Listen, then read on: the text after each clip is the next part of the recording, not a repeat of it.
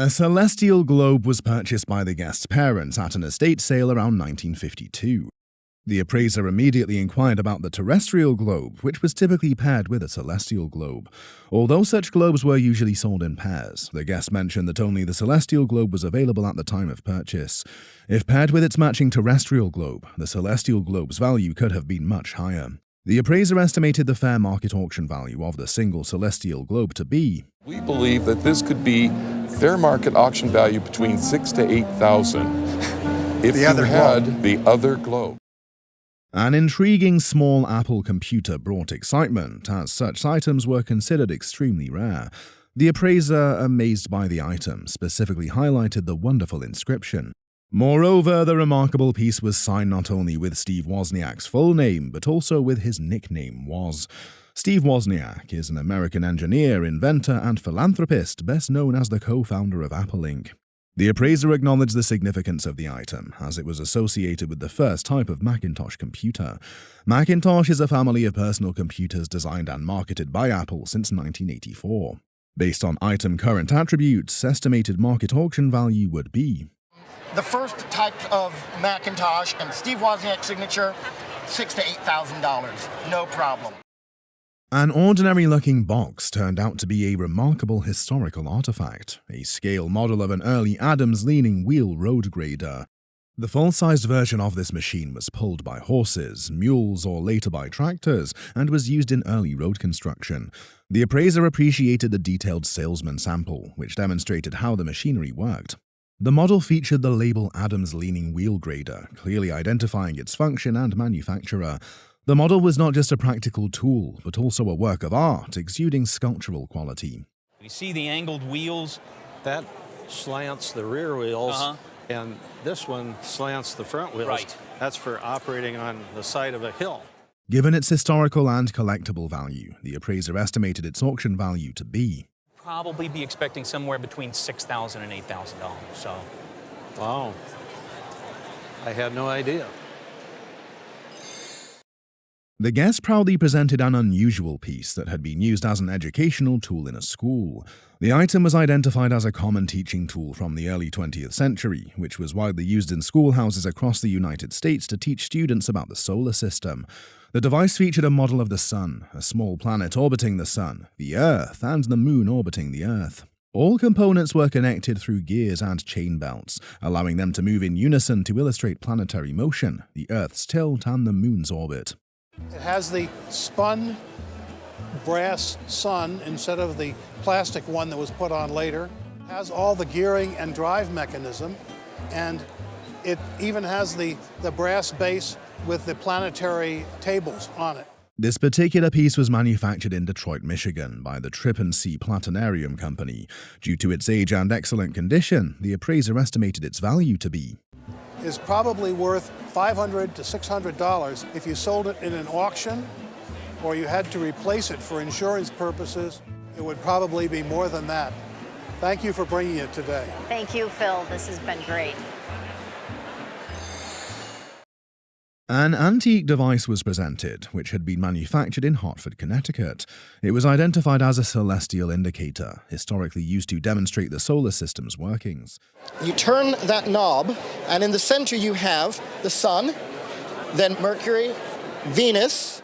After that, our own planet Earth, right there. It suffered a little bit of damage. It's lost the paper gore. The appraiser highlighted that the piece was in good condition and particularly valuable. It also included the original instruction sheet and packing case, which was rare. The case bore the maker's name, confirming its Hartford origins. The planet Earth on the device had suffered some damage, such as the loss of paper gauze. However, the device remained a strong example of Victorian-era scientific craftsmanship. It was constructed from lacquered brass on a painted cast-iron base. Along the outer edge of the indicator, constellations and stars were displayed.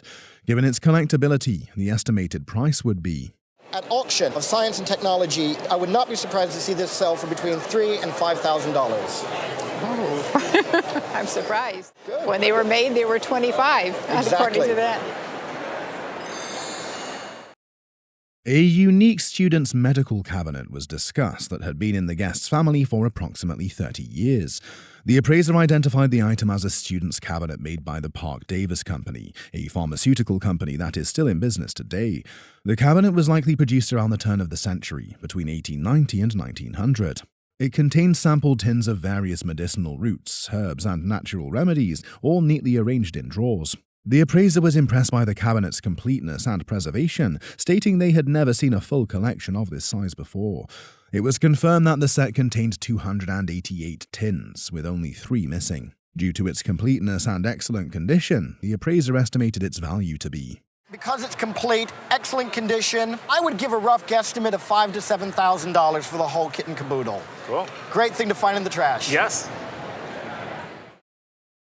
A military instrument was acquired by a guest from a garage sale 5 years ago for $125.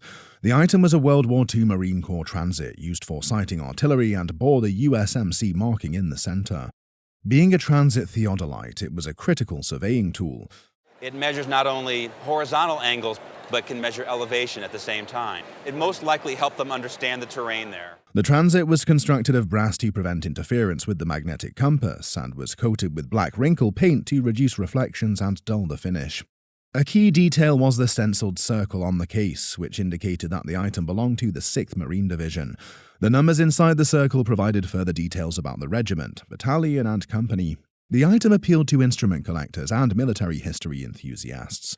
Despite economic fluctuations, Marine Corps collectibles remained in high demand. The transit, along with the marked case, could have fetched between. I would suggest that the transit with the division mark box, we're looking at auction $800 to $1,200. The guest presented a unique piece of space exploration history as a custom-made viewfinder that was part of a camera used in astronaut John Glenn's Mercury capsule mission.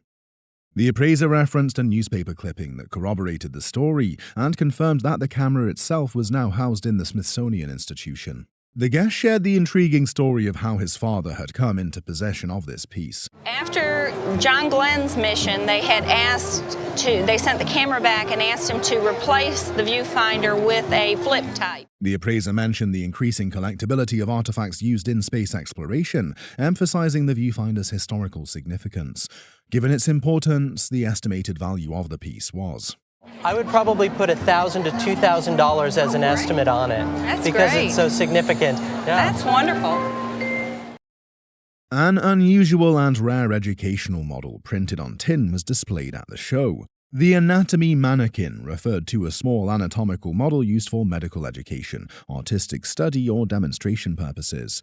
It featured removable panels that revealed detailed interior views of various human organs, making it both an interactive and visually striking piece. Its tin construction was highly uncommon, adding to its uniqueness. This rare survival appealed to both medical instrument collectors and those interested in unusual or quirky collectibles. Given its condition and rarity, the auction value suggested was. I don't think you'd have any problem fetching $800 to $1,200 for it in the right auction. That's wonderful. The guest shared an intriguing story about discovering an object on the beach. The item was identified as a Hadleys Quadrant, an early navigational instrument used for measuring angles, particularly in maritime navigation. It was made by John Radford, a London-based instrument maker who was active in the early 18th century. He was known for crafting high-quality navigational and scientific instruments, including Hadleys Quadrants. While the quadrant itself was valuable, its story of discovery significantly added to its worth. In its current condition, along with its provenance, its estimated value was. Yes. Now, value-wise, you're probably looking at around $1,000, but believe it or not. A fascinating historical piece, the Regina Corona automatic disc changer, was presented. This device was produced by the Regina Music Company in Rahway, New Jersey between 1901 and 1908. It served as a predecessor to both the jukebox and modern CD changers. The machine retained its original Regina Corona glass front and finish, making it a particularly well-preserved example. The levers on the backside are for the power crank, which runs the tune sheet. And the bottom one is what elevates the changer, which is what's so innovative of this. Moreover, it featured an innovative automatic disc changing mechanism and a piano-sounding board. Due to its excellent original condition and working components, the value estimated was. I think on today's market, I think a collector would be very happy to pay you about $15,000 for it. Well, thank you. The guest presented an important piece of technological history, Hewlett-Packard's HP first ever product, the 200 audio oscillator. Obtained at a flea market for $25, this device was used by Walt Disney to set sound levels for the orchestras in the animated film Fantasia. Recognizing the device's significance, the guest decided to have it signed by HP co-founders Bill Hewlett and Dave Packard. The guest shared his experience of obtaining these legendary signatures as thrilling. And I called Bill Hewlett, got his secretary, and I told her what I was up to. I said I'd like them to sign. The Model 200D was among Hewlett-Packard's earliest models, first released in 1939.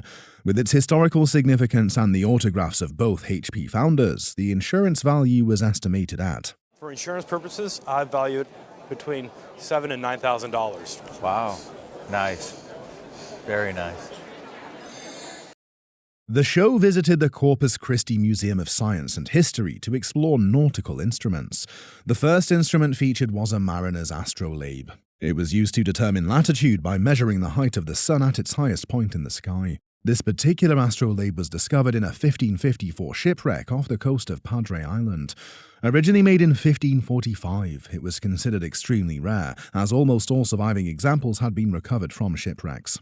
In terms of value, astrolabes varied significantly depending on their condition. However, they did not provide information about longitude, which remained a major navigational challenge for centuries. This challenge eventually led to the development of marine chronometers, such as the one discussed on the show. It was made by Negus of New York around 1875 and closely resembled the pioneering models developed in the 18th century.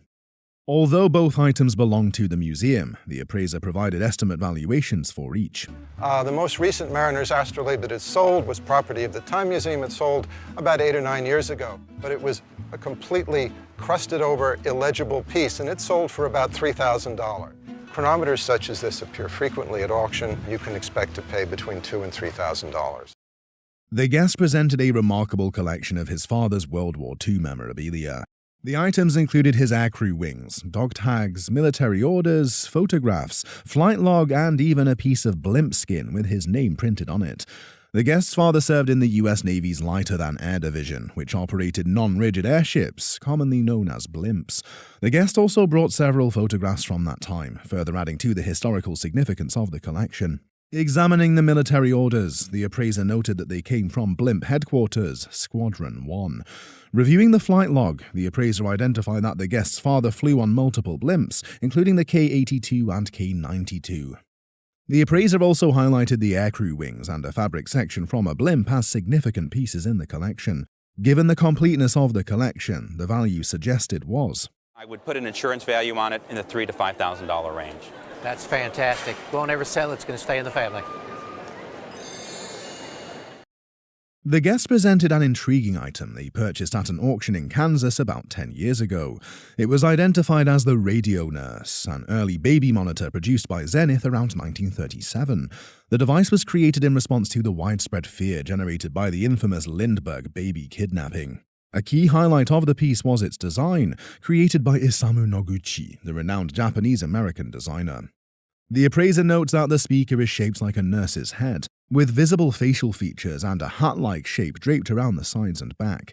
You've got the guardian ear, which actually would sit in your baby's room, and then the speaker, which would go wherever you would want it in order to monitor it. This artistic approach made the piece an important representation of modern design history. Given its rarity and the increasing recognition of Noguchi's work, the estimated market value was. A piece like this in the current market is easily in the $2,000 to $2,500 range. And I'm really excited that you brought it on, and thanks for bringing it in. A remarkable light bulb was displayed on the show. It was made by Thomas Edison, an American inventor and businessman. This particular bulb was notable because it came with a presentation plaque stating that Edison originally gave it to a Mr. Raymondton. However, the authenticity of this story remained unverified. Despite uncertainty about its exact provenance, the bulb's design and construction confirmed it as an Edison-era light bulb. Key identifying features included the original Edison patent label, as well as the brass and ceramic collar. The bulb was in exceptional condition, having been well preserved in its protective case with an intact carbon filament. Due to Edison's influence in technological history, his artifacts have remained highly collectible. Given its condition and rarity, the suggested auction value was... And I'd put it at $3,000 to $5,000 easily. The guest presented a 1903 Thomas Edison projecting kinetoscope, an early motion picture device designed for projecting films. Thomas Edison was an American inventor and businessman, known for developing many devices that shaped modern life. His innovations in electricity, communication, and entertainment had a lasting impact on the world. Thomas Edison first introduced this particular model of the projecting kinetoscope in 1896. The appraiser confirmed that this 1903 piece was a later version. Given its preserved condition, the value decided was $2,000 to $3,000. So this is one of the slightly later ones. An unusual electric fan was displayed by the guest. It was a Lake Breeze motor fan, an early and uncommon piece of technology. The guest's father had purchased it from a junk shop in 1971. The appraiser provided detailed information about the Lake Breeze motor fan, explaining that it was first introduced in 1919. The appraiser demonstrated its functionality, which reinforced its impracticality despite its fascinating design. Well, so far so good. Yeah, get it a little push. There it goes, there it goes. The fan's popularity declined quickly due to the widespread adoption of electricity in households. Additionally, the concept was neither particularly practical nor safe, further contributing to its disappearance from the market. Given its scarcity and collectability, the estimated value at auction would be... A fan like this to a collector is probably somewhere in the $1,500 to $2,000 range. The guest shared how he discovered an unusual item in an antique store about 20 years ago. Purchased for $35, the object was identified as a rare type of magic lantern, though it differed from standard models. This particular lantern was unique because it featured a built-in rotating slide mechanism. And then, the main lens. But then this part is wonderful. Instead of changing slides, you have this fan of slides so that you just spin the wheel. The appraiser noted that the slides were colored lithographs, unlike the commonly used hand-painted illustrations of the time.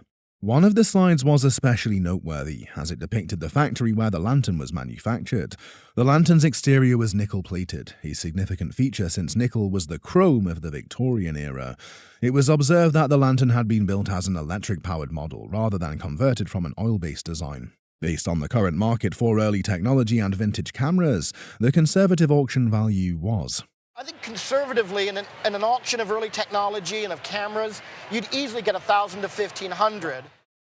The guest presented a collection of 19th century medical tools and artifacts that belonged to her husband's great-grandfather, a pioneering physician. The appraiser then examined the items, providing historical context. The first piece was a medical tool with a wooden handle, used before the medical field fully understood bacteria and sterilization. Another item was the doctor's saddlebag, which contained medicines for traveling patients. The guest also brought a photograph accompanying the artifacts, featuring Dr. Arnold along with two other men. The appraiser appreciated the historical significance of the collection, noting that it provided a snapshot of a 19th century doctor's field kit. Given the rarity and historical value of the items, they estimated that the entire collection could be... Retail value, adding everything up, I think we have at least $1,000 worth of items here. So. Really?